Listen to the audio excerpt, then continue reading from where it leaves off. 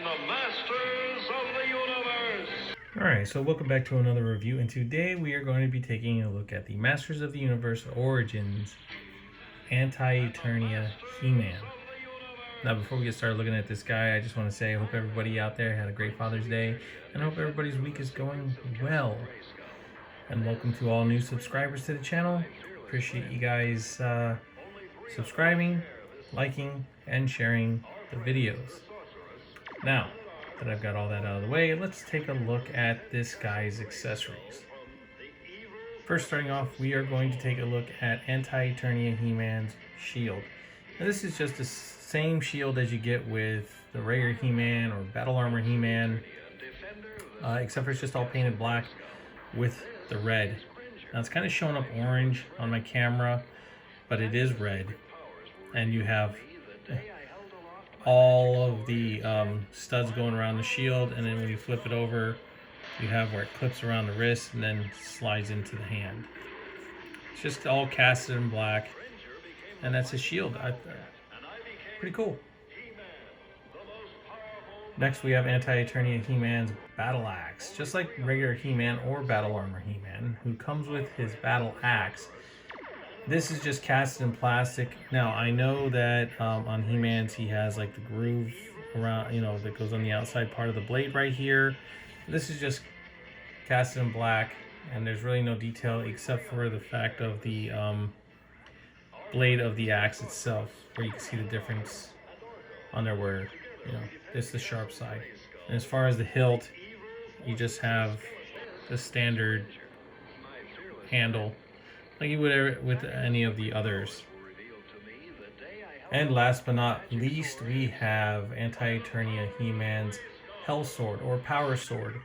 Now, this is just casted in black. It's a standard power sword, just like you would get, well, with Battle Armor He-Man or Adam, but not with the regular He-Man, because when you got the regular He-Man, it had that guard on the side here, which they have now done away with.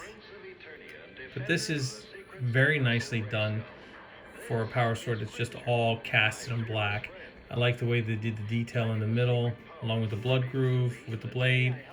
Very nice with the hilt. Just another power sword all casted in black. But like I said, it is Anti-Eternia He-Man's Hell Sword. Now getting into this figure. This figure here, you know what? Listen. I didn't get him in Classics. I didn't even know that they made him in Classics. And to get him now in the Classics version is, well, probably going to be like around $200-300, something like that if you try to pick him up. But they have him in Origins, which is very nice. And here he is. I mean, it's awesome. The only time that I've ever heard of this He-Man ever existing, my friend back home in Ohio had a cassette tape from Germany, from where his family was from, and it had Anti-Eternia He-Man on it. Not that I ever known what was said on it or ever, I mean, he did play it and he did, try to translate it, but I mean, come on, we're just young kids, and, a translator he wasn't, but he tried to tell me some of the story, but over the years you forget about that ever existing.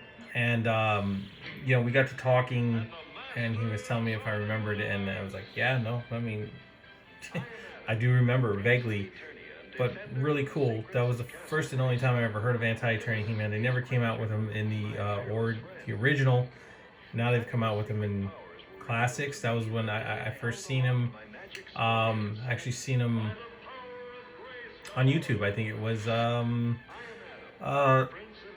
Scott Knightlick, the guy who actually created the classic line, or worked on the classic line.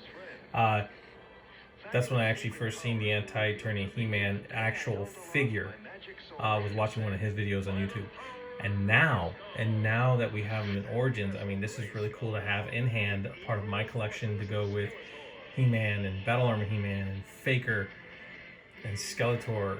And yeah, considering that this guy here, from what I have read in, I know they came out with a comic book where he was going around killing the different He-Men. Actually, I have it. I can't remember the name of it. But this guy here is He's evil, and he's from, the dark side of Eternia, the upside down of Eternia, if you want to say, or, well, Anti-Eternia. Either way, it's the opposite side. So from instead of him being the most powerful or being a good guy, you have somebody who is just pure evil. Made of antimatter. That's why he's all black like this with wide eyes, and he has his maroon colored hair, not red hair like Faker, but maroon colored hair. All right, so let's get into checking out this guy's paint job on this guy. So the paint on this guy is well done. You have your standard He-Man head, original He-Man head. The whole body itself is pretty much cast in plastic. You have the whites of the eyes, and I love the way, I don't know if you guys can see that, but I love the way they did the red going around a little bit on the outside. And then you have his little, his smile, beat him up with a smile on your face, right? That's what He-Man always had going on. And then you have his hair, instead of it being blonde or red, like you would have Faker, you have maroon. And they did a very good job with it. Moving down to his armor, his battle harness. His battle harness is, well, this one's different, and it took me a second to realize on how different it was when I got this guy out of the package. Now, I've had this guy for a little bit of time. I've done other reviews instead of reviewing this guy, and I finally have gotten around to him. And look, this battle harness is totally different than He-Man's, or, well, we all know Faker's is Skeletor's, but any He-Man that's out there, this battle harness is different. So you have the squares that are on the sides here, and then you have the Iron Cross, and it's painted in red, and mine's not too bad. I got a little bit of red smudge there, but I don't really care about that. It doesn't bother me. And then you have the rest of the harness that comes down. Now, what I mean by different is this on the back. So you have the squares that come all the way down to the center part where you have the actual harness to hold the sword or the battle axe or even his shield. All right, and then the rest of the harness goes down, where normally He-Man, you have that cross strap here, and then the two that come down on the sides to actually hold the harness on him.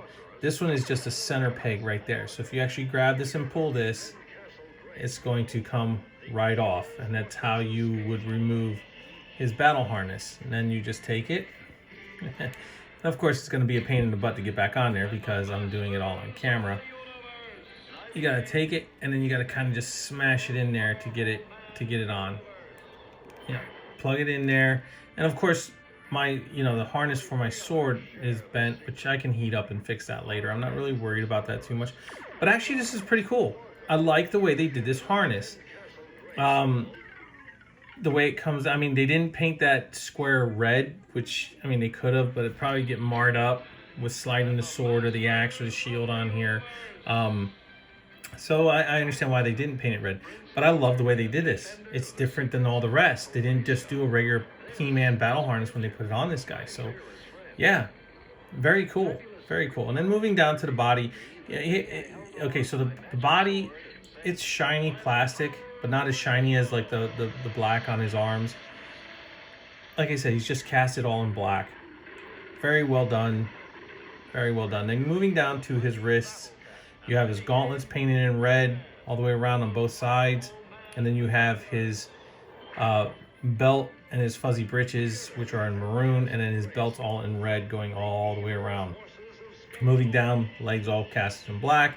And his boots. Okay, so now the boots are just all in maroon. None of this. This isn't yellow like it is on He-Man's.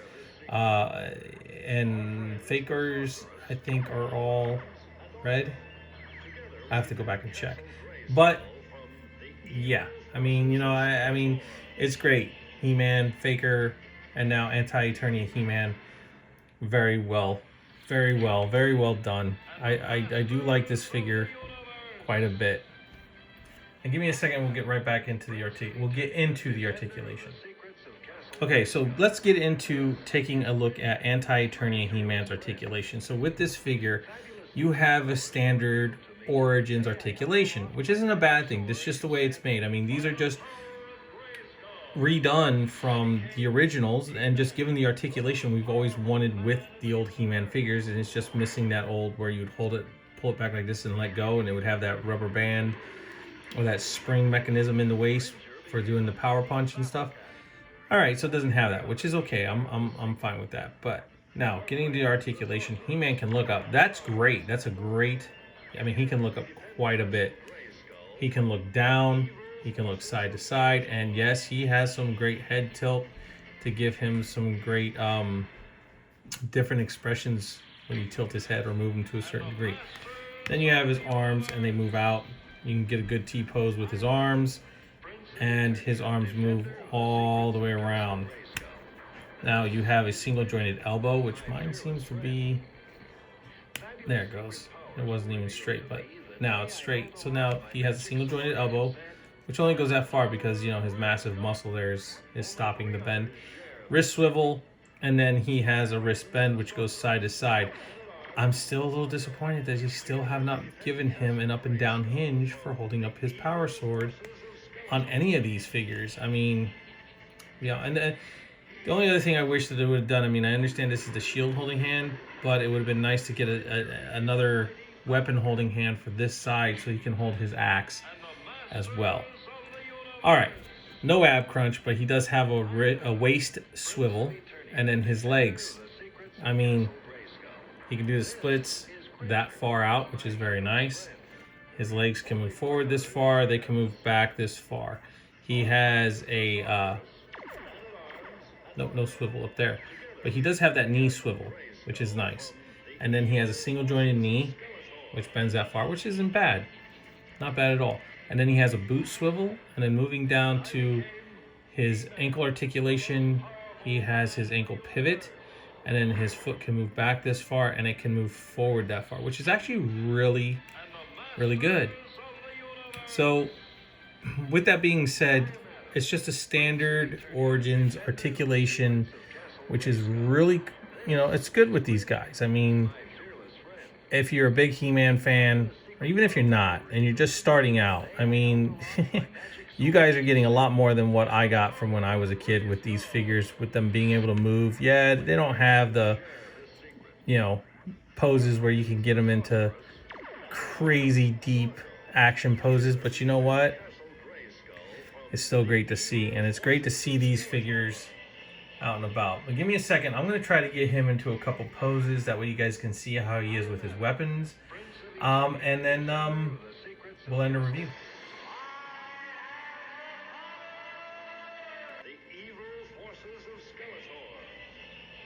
And I became He-Man, the most powerful man in the universe. Evil forces of Skeletor.